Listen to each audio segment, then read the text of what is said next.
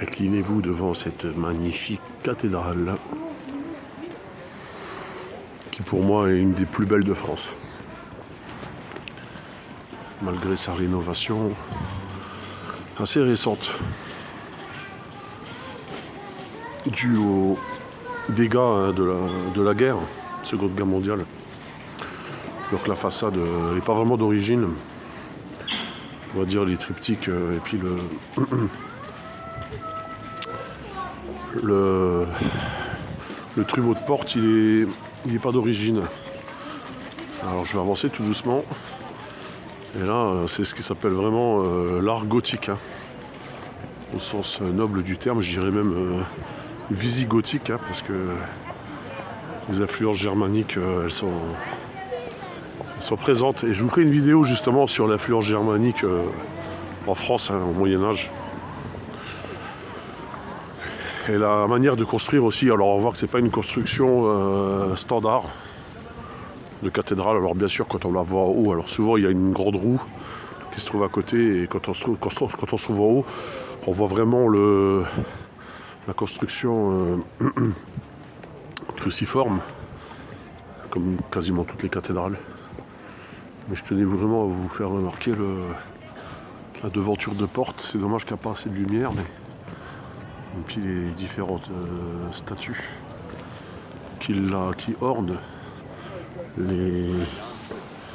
la cathédrale. Alors bien sûr, c'est des statues qui ne datent pas du Moyen-Âge, hein, je tiens vraiment à vous le dire. C'est complètement rénové, ça date du début du fin 19e, début 20e siècle. Alors c'est un peu décevant quand on apprend ça, parce que moi pendant longtemps je pensais vraiment que c'était du gothique du Moyen-Âge, mais malheureusement non, ça a été fait selon on va dire l'imagination des constructeurs de l'époque. Je vais essayer de reculer un petit peu. Je vais vous faire la vue. Je vais essayer de...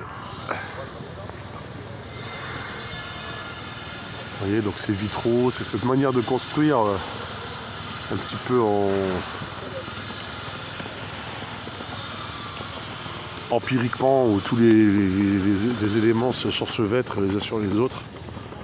Alors je pense que l'architecture, elle est demeurée comme le Moyen-Âge, mais malheureusement, comme je vous dis, tout le contour de porte... ouais.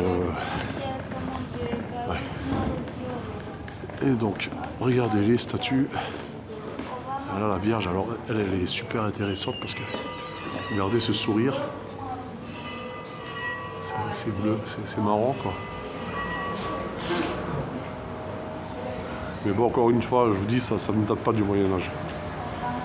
C'est ça qui est un petit peu décevant. Voilà, ça c'est le pourtour de l'entrée. Par contre, je crois que l'intérieur est resté un petit peu dans son jus. Bon, il y a des vitraux de Chagall que j'aime pas du tout, qui gâchent tout, mais bon. Voilà, attendez, je vais remettre. On va se taire.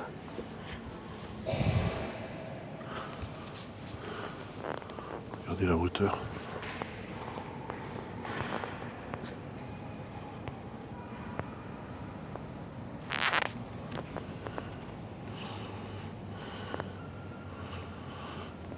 Personnellement, j'ai jamais vu une cathédrale aussi haute. Dans les beaux vitraux là. Bon, la plupart ont été détruits. Hein. Et ça, je tenais à vous le montrer aussi parce que c'est impressionnant. Alors malheureusement, de nos jours, à partir du XVIIe siècle, ils ont mis des orgues. Et souvent les orgues sont mis devant les vitraux. Au-dessus de la porte, et ça gâche tout quoi. Ça gâche tout parce qu'à l'époque, le vitrail laissait passer la lumière selon les couleurs utilisées. Et de nos jours, ils ont mis des orgues. Et les orgues, ça empêche vraiment la lumière de passer. Et je trouve ça vraiment dommage. Je suis peut-être le seul à avoir fait l'observation. observation. Mais voilà. C'est un nid d'hirondelles où ils allaient prêcher. Bon, pareil, ça date pas du Moyen-Âge, hein, ça c'est plutôt. Voilà.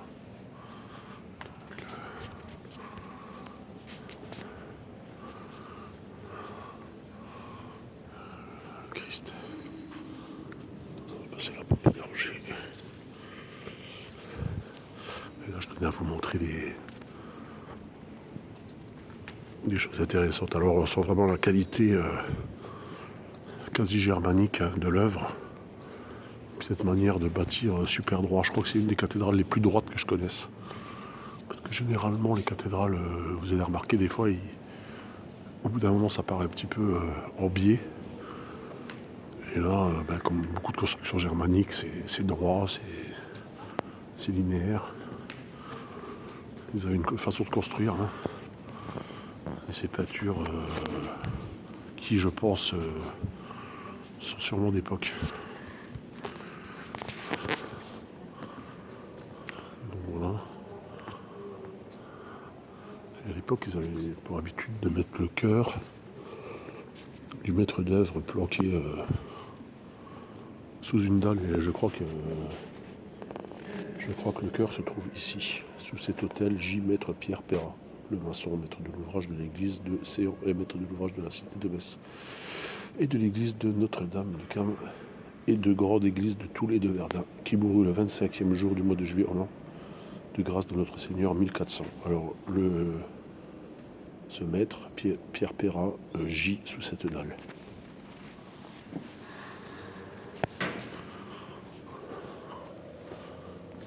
C'est chouette, hein.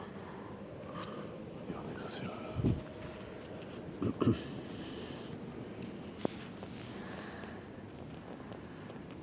c'est sacré, hein. C'est vraiment. Ça laisse. Regardez ces peintures. C'est polychrome. Cette magnifique sculpture, hein, en bois polychrome. Peut-être pas du Moyen-Âge, mais peut-être peut-être après le Moyen-Âge, juste après le Moyen-Âge. Dommage que je ne puisse pas vous faire visiter la crypte. Donc voilà les vitraux. Est-ce que je vous filme ceux de Chagall? Peut-être. Moi je trouve ça horrible, mais moi je déteste Chagall pour l'information, mais je vais quand même vous les montrer. Alors, moi, je préfère largement ces vitraux-là.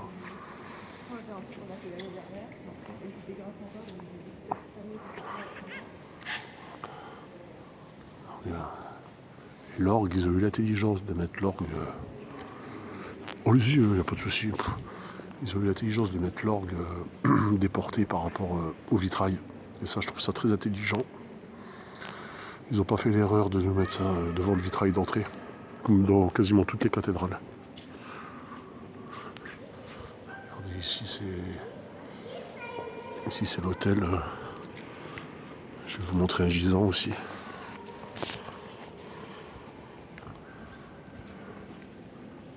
Ici, ici il y a le gisant. Donc, je ne sais pas trop qui c'est. Personnellement, je ne sais pas, il n'y a aucune indication. Donc là, il gît avec son chien. Alors, je crois que c'était des épagnols à l'époque, les chiens, je suis pas sûr, mais peut-être des lévriers. Sûrement des lévriers. Et là, on a une boîte à chef, là, ou alors des reliques, un reliquaire. Il faut savoir qu'à l'époque aussi, il y avait la mode.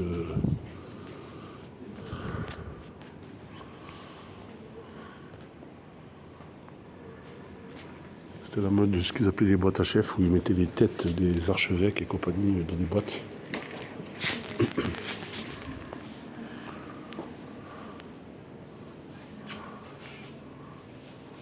Alors, c'est une cathédrale qui possède plein de détails architecturaux.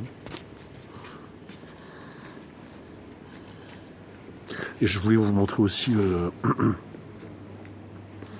déjà le fer forgé, ça c'était la mode.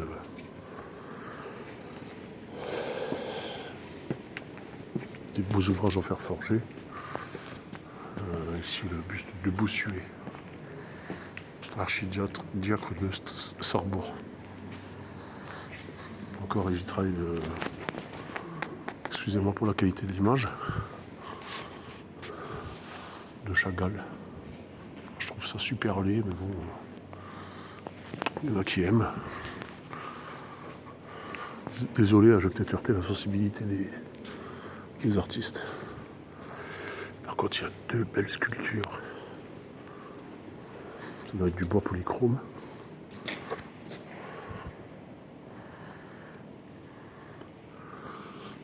Je sais pas qui c'est exactement.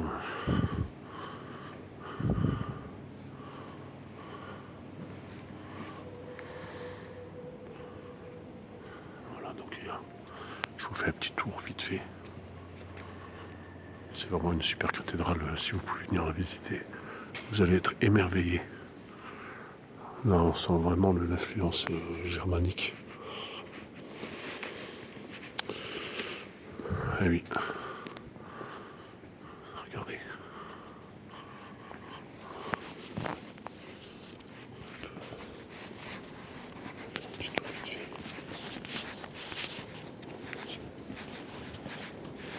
Vous avez le point de vue là. Regardez. Pour vous donner une idée de la hauteur. Personnellement, moi j'ai jamais vu une cathédrale aussi haute de l'intérieur. Peut-être celle de Strasbourg, mais ici il y a vraiment une impression de grandeur. Là, un triptyque en bois polychrome. Qui a certainement été rénové avec. À l'époque, c'était la mode des triptyques. Donc normalement, il peut se fermer. Alors je vais essayer de vous le fermer pour vous montrer. Après, je vais vous l'ouvrir.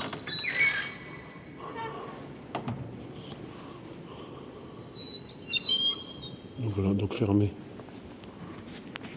Donc fermé, ça donne ça. Voilà, fermé, ça donne ça. Donc avec la nativité, enfin tout le tatouage religieux. Hein. En bas, ben, on voit Jésus et les disciples. Ensuite, on va l'ouvrir. Donc regardez, c'est un Gershoft qui est par l'air. Hop.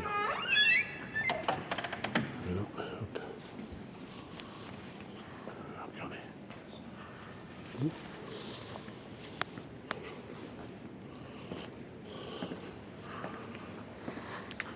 Bon, bientôt on termine la visite. Regardez les ouvrages en fer forgé, c'est beau aussi. Bon, l'orgue est immense. Et comme je vous ai dit, ils ont eu l'intelligence de la mettre plutôt vers le bas. Et là, on s'approche du Graouli. Donc, le Graouli, c'est le dragon légendaire de Metz. Et depuis que je suis tout petit, je le connais, ce dragon-là. C'est fait en papier mâché, là, ou en bois. Voilà.